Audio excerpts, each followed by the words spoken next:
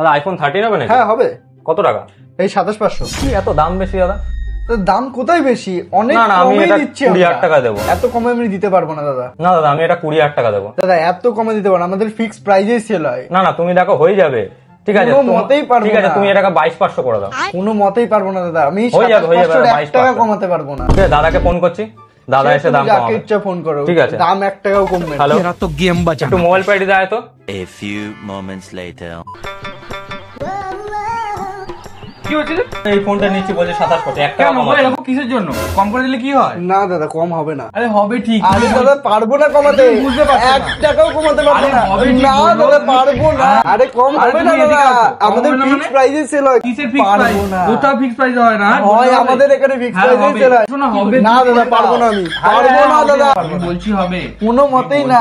হবে, ঠিক আমরা ফিক্স প্রাইজেই সেল আরে করি। কিসের fix আরে price? আরে দাদা তুমি এই কাকে ডেকে নিয়ে এলে?